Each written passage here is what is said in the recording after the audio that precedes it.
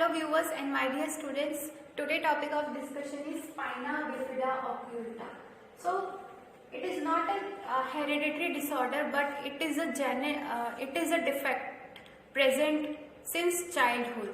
So there is not proper formation of the spinal cord, or the spine remains open. There is not proper closure of the spine and membrane.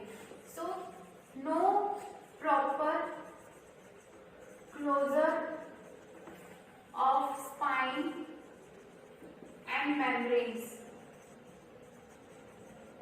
There is weak point in the spine which is not properly formed or closed, or there is not proper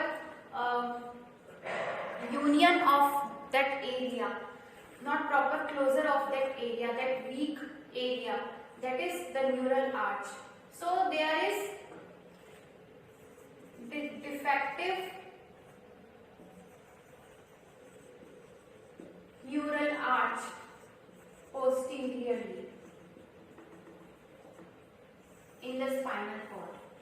So there is not proper closure of the spine and the membranes, and that weak area of the spine, that is neural arch. So there is defective neural arch posteriorly. So there is not union or closure of the neural arch. So the spinal cord is not formed properly during the intrauterine life. So the defect is present since childhood. So this disease, this bifid spine is present since childhood. Bifid spine, not properly formed spinal cord. There is not closure of the neural arch. There is weak point in the spine that doesn't get closed. So from there will be herniation of the meninges and membrane, and a swelling will form.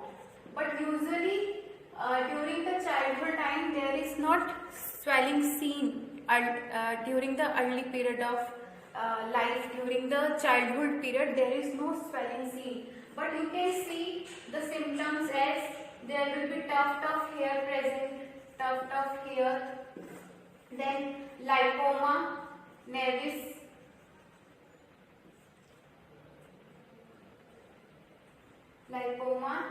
is present, tuft of hair is present, there is pigmented patch of skin, usually present in the lumbosacral region, where the site is, or the location is lumbosacral region. This is the commonest sign, commonest area, or the commonest site or the location where the spina bifida occulta occurs is lumbosacral region.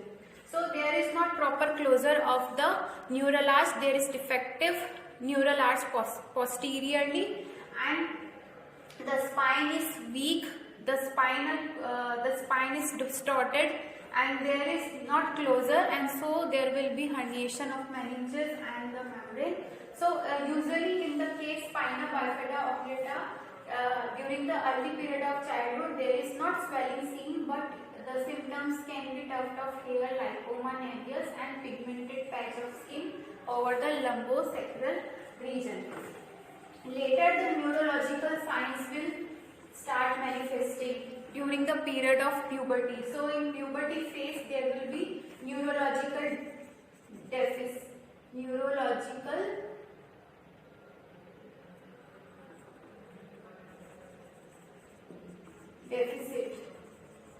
There will be neurological complications or symptoms like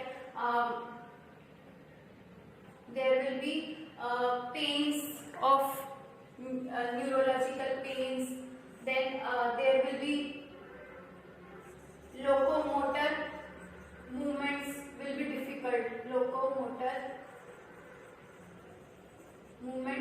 difficult, then there will be no control over the urine and bladder and bowel movement. So incontinence of bowel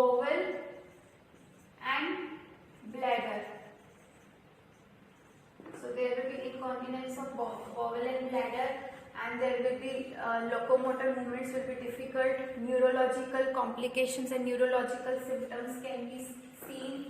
So cervical pain can be there, weakness, lethargy, vertigo, headache, dizziness. So all the neurological symptoms can be seen during the phase of puberty. Now this spina bifida or the bifid spine can be seen in X-ray or MRI. So in investigations, bifid spine can be seen easily. Then the spina bifida is categorized into three types: meningocele,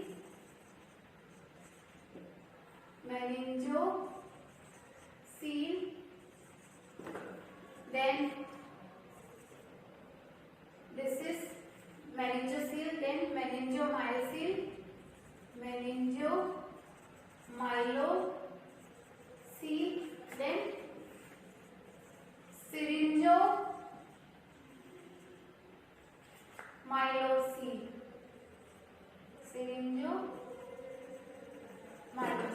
Meningocele, meningomyelocele and syringomyelocele. So three types of spina bifida: meningocele, meningomyelocele and syringomyelocele.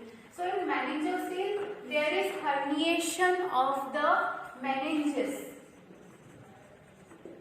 Meninges will herniate out from the defect because there is defective closure in the spine and the spine is not properly closed.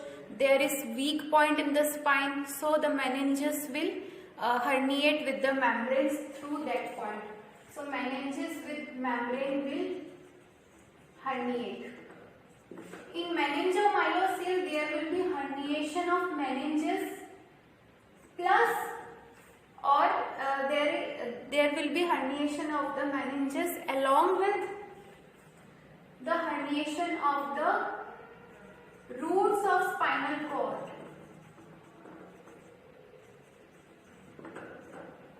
So in meningocele there is no neurological symptoms present, but in case of meningomyelocele, because there is herniation of the roots of spinal cord along with the meninges, so there are